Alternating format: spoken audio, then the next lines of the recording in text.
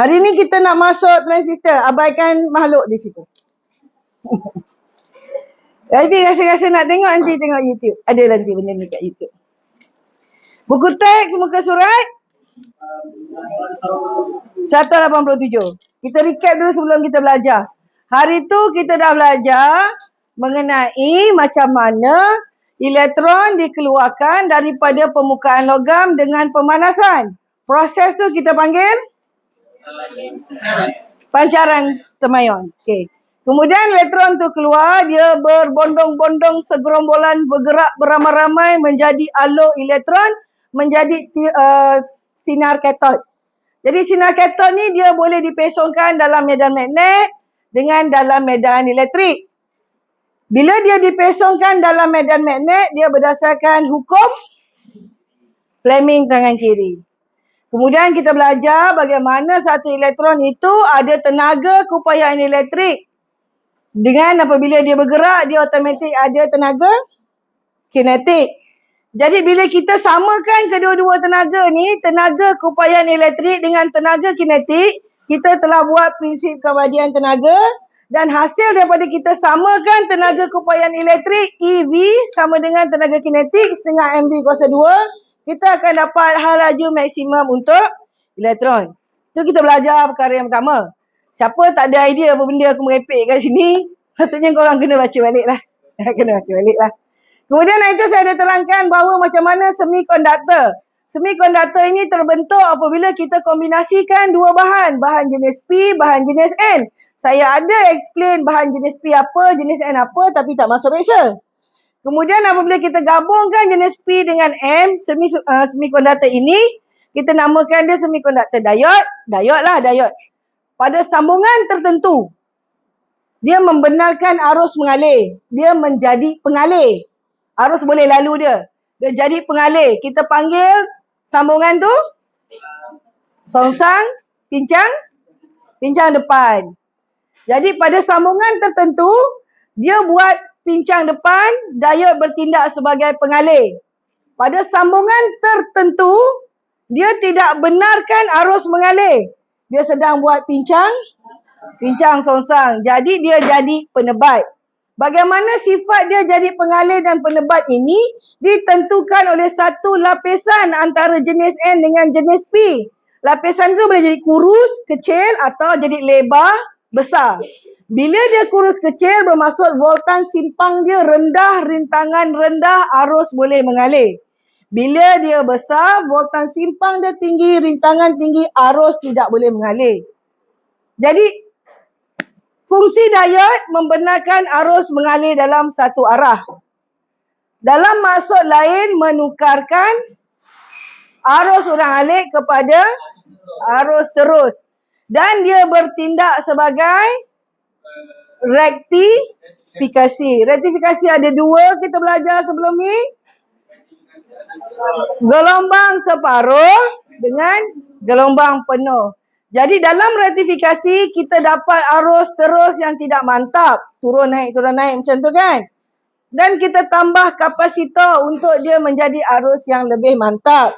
Kapasitor sifat dia apabila ada beza keupayaan, dia akan dicas, simpan cas. Bila tak ada beza keupayaan, dia akan nyah cas. Jadi kapasitor dalam liter rektifikasi sebagai perata arus. Itu kita dah belajar. Settle. Sekarang kita nak belajar transistor. Pertama sekali transistor kita belajar ada dua jenis. Iaitu PNP dan NPN. Bermaksud ada dua semikonduktor yang sama. Sama ada 2P, 1N atau 2N, 1P. Macam tu. Jadi macam mana kita nak tengok transistor ni, perkara yang pertama kamu kena tahu simbol dia. Simbol dia.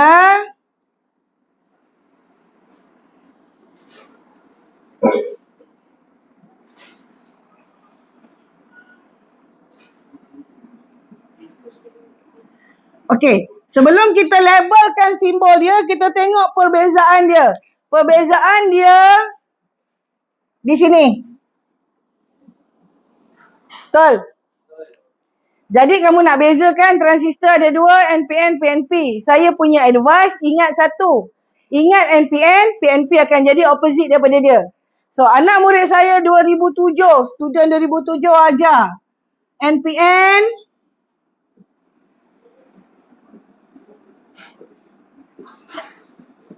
not point north. Dia punya idea, sebab kamu belajar dalam geografi, simbol utara macam ni. Saya tunjuk atas. Sekarang not point north bermaksud dia tidak tunjuk ke atas, dia tunjuk ke bawah. Macam tu. Terpulanglah nak ingat macam mana. Tapi tu anak murid saya ajar. Work for me, I hope work for you. Macam tu Simbol. Yang kedua, nama dia kena tahu. Ini tapak. Bahasa Inggeris, base. Yang ni pengeluar. Emitter. Yang ni pengumpul. Collector. Macam tu. Labeling sama. Sini tapak. Sini collector. Sini emitter. Kena tahu labeling dia. Yang ketiga, kamu kena tahu sambungan dia. Kalau pengumpul yang ni, dia pergi kepada terminal positif kat sini. Yang ni terminal negatif. Kalau PNP dekat sini, terminal negatif. Yang ni positif. Jadi perbezaan dekat dia daripada segi sambungan. Kolektor negatif. Kolektor positif. Nampak Jadi dalam transistor, pertama kamu kena tahu jenis. Dua simbol. Tiga dia punya sambungan. Atau terminal.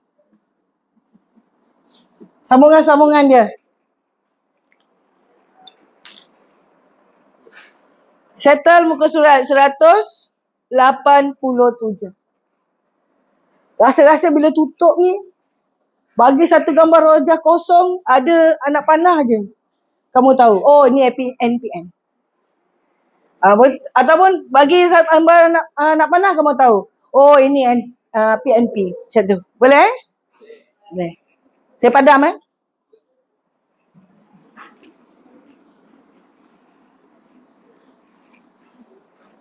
Kalau masa sebelum PKP tu, PKP pula, lepas-lepas PKP tu, recording dalam kelas tu biasalah dia orang tengok. Sebab tu dia orang minta sebab nak tengok balik Takut tak faham. Tu zaman rajin lah. Korang dapat zaman pemalas Okey. Saya buat dekat macam ni sebab dia boleh jadi sambungan dia ke mana-mana lah. Macam ni Saya betulkan lah.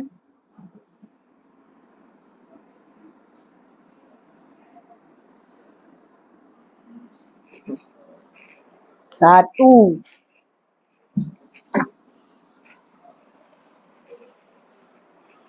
Transistor ni mudah. Tapi dia cerewet. Banyak faktor kamu kena tengok.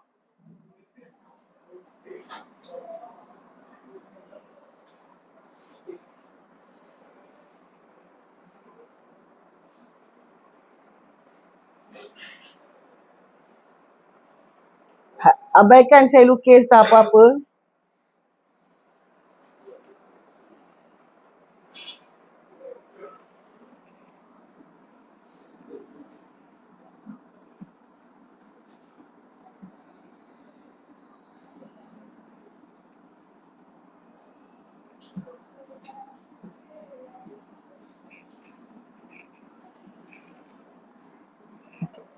Masuk dalam frame. Okay, kita tengok satu-satu. Pertama, bila nampak anak panah ke bawah, kamu tahu NPN. So, sini kolektor, sini kena positif. Macam tu. So, yang ni kolektor, N dekat sini adalah kolektor, pengumpul, dan dia match dengan positif. Yang first syarat tu dah okey dah. Dah kena pasti. Lepas tu yang kedua, kamu nak kena tengok arah pengaliran arus. Arus bergerak daripada positif sampai kat sini, dia turun ke bawah dan dia boleh turun ke sini. Kenapa saya tunjuk kat sini? Sebab syarat untuk transistor berbunyi hidup, kena ada arus pada tapak. Ni tapak. Kat sini base tapak. Jadi base kena ada arus. Dekat sini lita ni on, hidup. Dekat sini lita ni hidup ke tak hidup? Tak. Kenapa? Ya, kat sini. Kolektor dia. Yang ni negatif. So, yang ni tak match. So, lita ni tak hidup. Dah, tak payah tengok lebih dah. So, kalau yang dekat sini,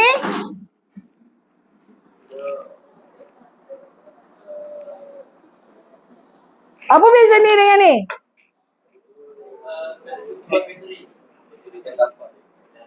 Bateri kat mana? Ada satu bateri untuk kita tapak dekat bahagian yang selari dengan tadi tu. Ada satu bateri, ada satu sel dekat lita tapak untuk tapak. Yang ni tak ada. Jadi tapak tak ada sumber arus. Sebab arus akan datang dari sini, dia berhenti kat sini. Jam. Tapak tak ada arus. Kalau yang ni arus datang daripada sini sampai sini, dia tunggu arus daripada tapak masuk. So ada arus kat tapak. Yang ni tak hidup, yang ini hidup. Lepas tu kamu nak faham dia hidup tak hidup berdasarkan jenis tadi. Jenis tadi, sambungan dia tadi. Apa tu syarat yang seterusnya? Tapak mesti ada arus. Tapak mesti ada arus. Sifat transistor ni, tapak tu tuan tanah. Tapak tu master key. Selagi tak ada arus di tapak, transistor tidak boleh dihidupkan. Tu dia punya idea. Boleh?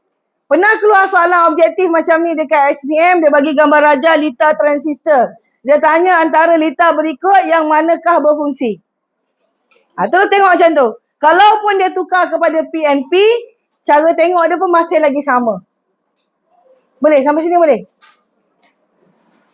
Jadi kamu tengok pada buku teks muka surat 188.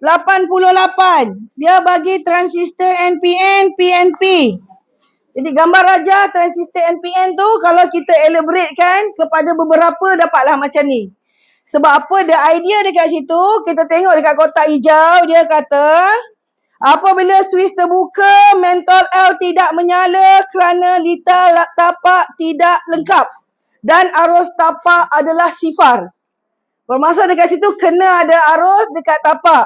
Ayat yang kedua, ayat yang ketiga, switch tertutup, mentol L menyala. Kenapa? Sebab ada arus tapak yang sangat kecil. Itu syarat dia. Jadi kena ingat, transistor untuk dia berfungsi, selain daripada kita kena pasti jenis, sambungan, terminal yang betul, tapak mesti ada arus. Jadi dekat situ dia punya idea, dia nak bandingkan PNP dengan NPN. Kenapa pada lita L1 malap? Kenapa kepada L2 tak malap? Jadi tengok kedudukan L2 dengan L1. L2 tu dia dapat direct daripada sumber. Arus yang masuk tu belum dikenakan apa-apa rintangan. Tapi L1 ada perintang dekat tapak yang dah mengurangkan nilai arus. Sebab itulah L1 tu litanya malap. Sebab arus telah dikenakan rintangan. Nampak ke? Boleh?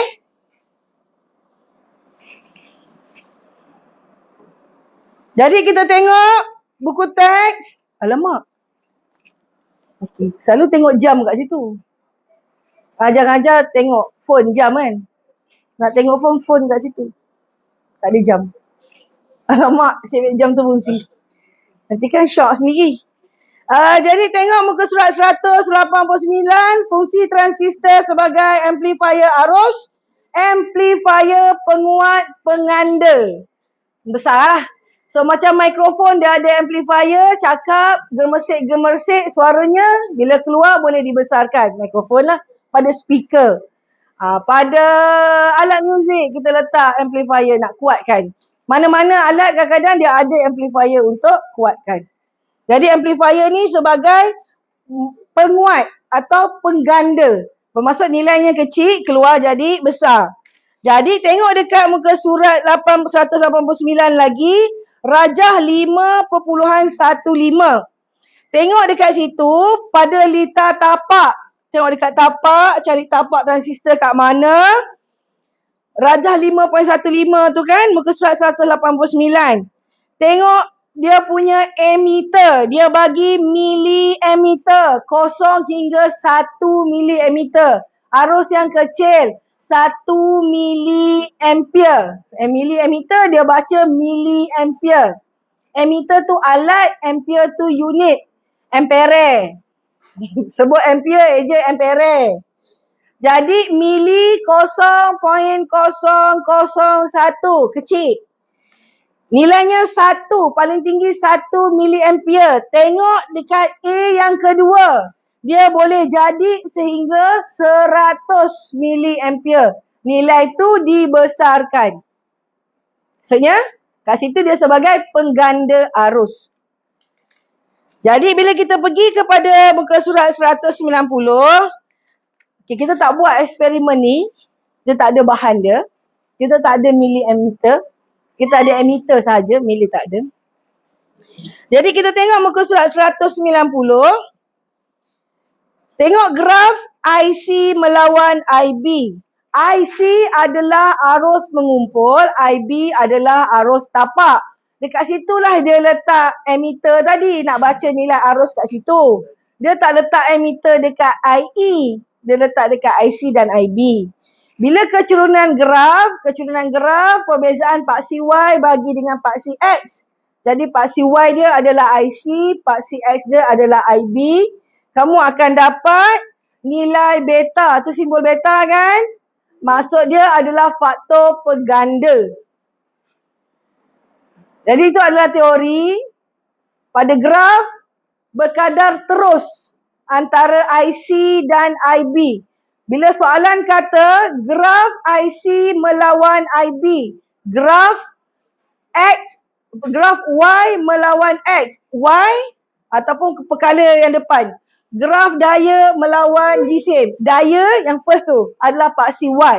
Macam tu Melawan siapa? Yang belakang tu adalah paksi X. Jadi bila kita nak kira kecurunan pada mana-mana graf garis lurus, sebab dia garis lurus, kecurunan di mana-mana titik adalah sama. Alif dia? Alif berdua. Turn kau. Dummy. Lisan. Kan sebut dummy. Oh. Hah?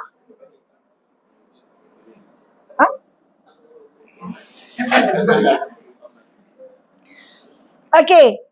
Kat situ boleh? Sampai sini okey tak?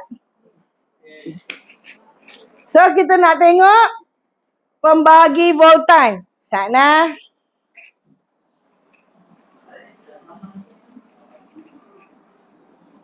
Untuk pembagi voltan ni, bolehlah kalau nak hafal formula tu. Tapi kalau boleh janganlah hafal.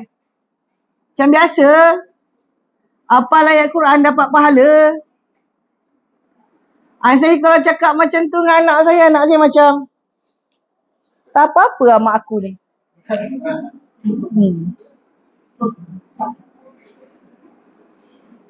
Hari Ahad itu hari bergaduh bersama Ica. Gaduh dengan Ica. Cakap kat Ica, Ica buat muka manis sikit Ica. Muka macam palat ke tu. Kalau boleh tukar muka, aku tukar muka kau. Dia nak tukar muka anak. Cabut tukar. Marah anak saya. Okey, ni secara amnya litar transistor macam sini ya. So dekat sini tapak. Cari tapak dulu. Automatik dekat sini adalah rintangan tapak, arus tapak. Macam tu Jangan kena faham tu lah. Cari tapak dulu. Jadi untuk litar yang macam ni, sumber yang di sini. Sini. Ini adalah voltan input. Kalau ini rintangan yang pertama, ini rintangan yang kedua. Ini adalah voltan output untuk rintangan ini. Voltan output dia lah. R2. Kalau dekat sini, voltan untuk rintangan 1. Macam tu. Kena faham yang tu dulu. Voltan dia, rintangan dia. Voltan dia, rintangan dia. Voltan input, 1 liter. Kalau dia bagi dekat sini 6 volt, dia bagi dekat sini 4 volt, automatik sini jadi 2. Kenapa? Sebab VR1 campur VR2 sama dengan V input. Dah faham macam tu? Hasil tambah. Adalah satu soalan SPM tu keluar, dia bagilah voltan ni semua, betul dia minta cari voltan dekat salah satu ni lah. Tapi dia tidak bagi nilai R. Jam tak boleh jawab. Sebab masing-masing fikir nak kira pembagi voltan kena ada nilai R. Masalahnya, dia dah bagi 1 voltan kat sini. Dia minta voltan dekat sini. Tak payah nilai R. Tolak terus. Sebab dia dah bagi voltan input. Tapi sebab kita sentiasa terikat dengan formula dia, menyebabkan kita rasa, oh kena ada nilai R tu. Sekarang saya nak tunjuk formula dia. Sekarang tengok yang ni. So kalau kita nak voltan untuk yang ni, VR1, R1 duduk atas, hasil tambah R1 campur R2, darab dengan input. Kalau untuk yang ini, VR2, R2 duduk atas, hasil tambah R1 campur R2, darab dengan voltan input. Macam tu je. Simple je. Boleh? Jadi, soalan dalam buku ni, dia bagi voltan pembahagi dia duduk kat bawah. Oh, kat bawah. Kan? Voltan input, output dia bagi duduk kat bawah kan? Kan?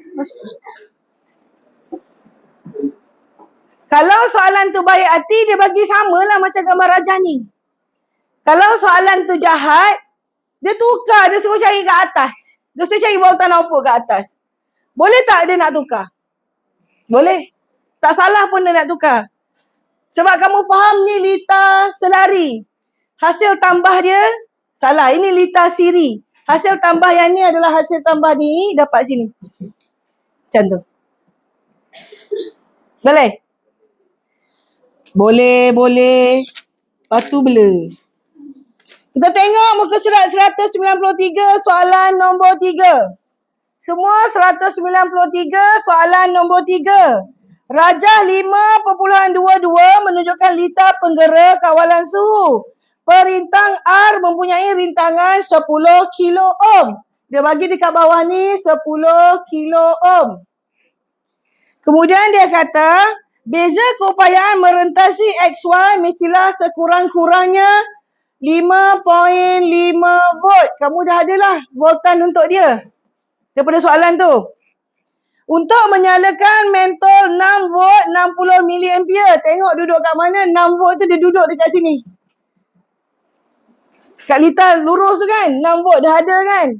Sesumber dah ada kan 6 volt. Mentol tu pun 6 volt kan. So dia tidak mengganggu pun soalan. Berapakah rintangan termistor RT bila mentol itu menyala? So dia nak nilai yang ini. Dia nak rintangan yang itu. Jadi kalau sini 5.5, sini berapa? 0.5. Jadi kalau kamu tengok, kamu ada nilai RT. Kalau daripada gambar raja ni R1. Nilai ni tak tahu. Kamu ada voltan R1, voltan RT atau voltan R1 0.5. Dalam masa yang sama, kamu ada nilai R2. R2 sama dengan 10 kilo ohm dan voltan input 5.5 volt dan voltan R2 6.0 5.5 volt. Ni maklumat yang kamu ada. Kamu boleh pakai dua-dua formula. Nak cari yang atas ni. Sama ada kamu pakai VR1 R1 campur R1 campur R2 darab input atau R2. Ya Allah ya Tuhanku, Cikgu Doreen tu syok sendiri kat depan, aku kat belakang ni sebutan haram tak faham. Macam tu, yang kat belakang. Nampak tak? Tengok baik betul-betul. Yang saya syok sendiri kat depan. Lepas tu saya kata, faham, saya mengajar ni semua orang faham. Punya saya seorang faham. Tengok maklumat yang kita ada. Kalau kita pakai formula yang ini, kita ada sini 0.5. Yang ni kita nak cari RT, ni RT. Yang ni 10 kilo lah. Yang ni 6 volt. Yang ni kita ada R2 5.5. Yang ni kita ada 10,000. Yang ni kita ada RT, yang ni ada 10,000. Yang ni ada 6 volt. Dua-dua boleh pakai, boleh dapat jawapan yang sama.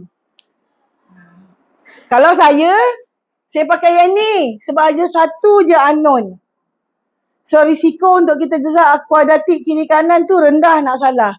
Kalau yang ni dia ada dua unknown. Bila kamu bawa ni pergi sini, kamu ada 0.5 RT tambah 5,000. Dekat sini 6 RT. 6 RT tolak balik dengan 0.5 RT. So ada 2 kali pergerakan unknown. So hati-hatilah. Andai kata bila dah ganti nilai, tak boleh nak tolak kiri kanan, tak boleh nak darab bahagi kiri kanan, masalah kamu pada matematik. Pada board math kamu. Border, apa lagi? Board math. Aku lupa. B border. Multi multiply. Divide. Buat tu dulu kan? Lepas tu additional. Subtract. Itu yang belakang. Tambah tolak belakang. Kalau jumpa kurungan, buat kurungan dulu. Jumpa darab bahagi, jumpa darab bahagi dulu. Baru tambah tolak. Itu syarat kuadratik lah. Janganlah jadi macam budak form 1. 1 campur X sama dengan X. 1 campur X sama dengan 1 tambah X. Dia tinggal X je. X campur X, dia blur. Tadi 1 campur X dapat X. Kalau X campur X, dia muskil. Salah kan? Saya tengok, ingat betul-betul tu. Alright, sampai situ. 15 minutes juga. Ada nak tanya? Last. Critical. Kalau Ultraman tu lampu dia dah berkelip-kelip lah.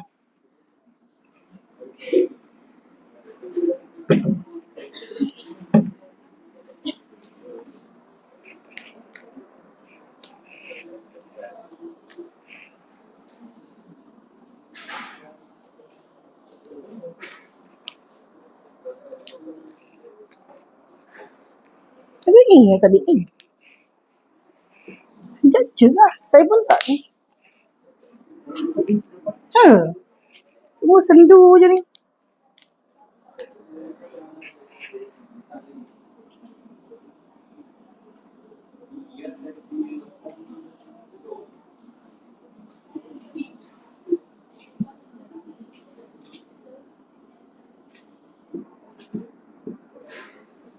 Okey, kita fahamkan yang LDR dulu ni.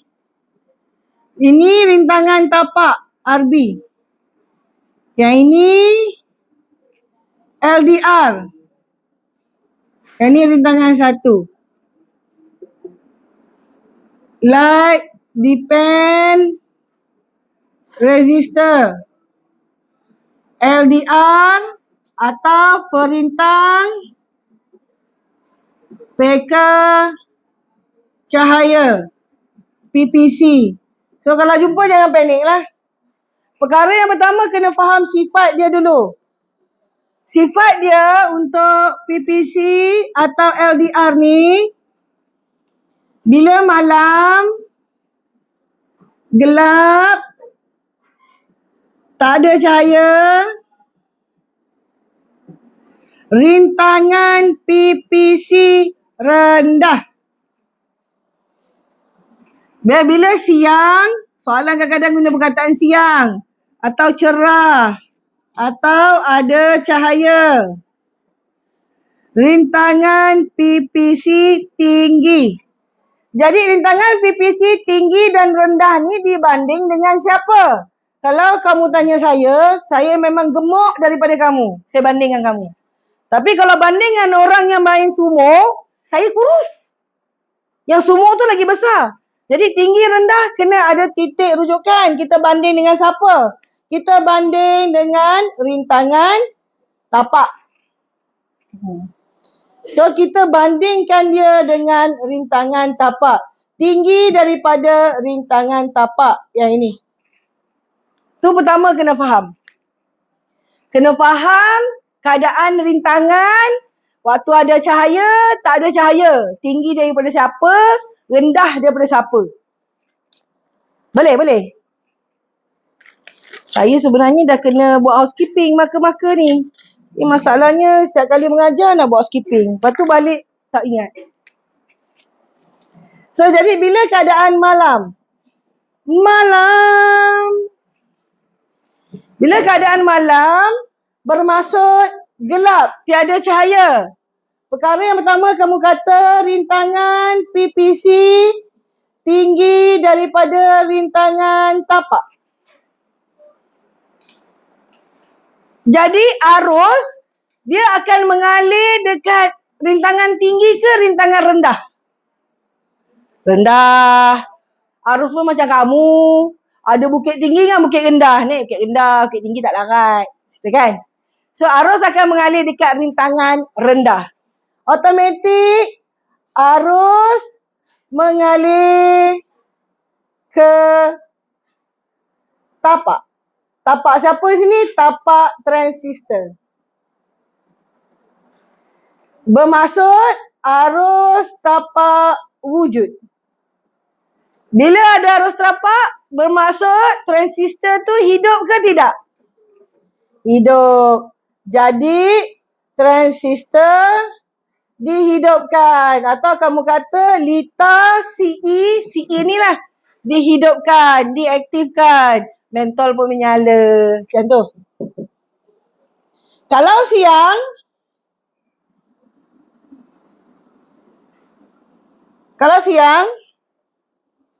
macam mana keadaan siang? Rintangan PPC kurang daripada rintangan tapak. Jadi arus datang daripada sini, turun. Dia pergi ke tapak ke dia pergi ke bawah bila siang? Ke bawah. Sebab yang ni tinggi, yang ni kurang. So arus akan lalu ke sini. Macam tu. Kena faham yang tu. Jadi kamu akan kata tiada arus di tapak transistor. Jadi arus tapak tidak wujud. Jadi transistor mati. Tak ada transistor mati. Tidak dihidupkan. Okey?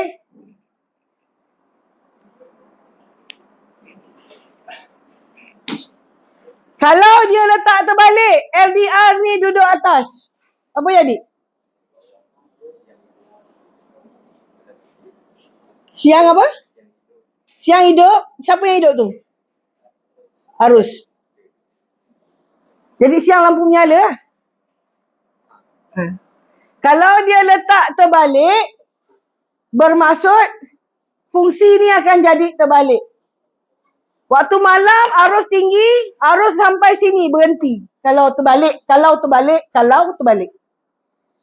Jadi tak ada arus kat tapak, lampu tak menyala. Tapi waktu siang, kalau terbalik, arus masuk dekat LDR. Ni LDR, kalau terbalik. So ada arus dekat tapak, lampu boleh menyala. Soalan pernah tanya, apa akan jadi pada litar tersebut jika kedudukan LDR dengan R1 diterbalikkan? So jawapan dia, lampu tidak bernyala pada waktu malam, menyala waktu siang. Bila dia minta jelaskan, terus kamu sebut. Rintangan tinggi pada keadaan sekian-sekian, arus tidak boleh mengalir. Pada keadaan sekian-sekian, rintangan jadi rendah, arus boleh mengalir. Macam tu. Okey.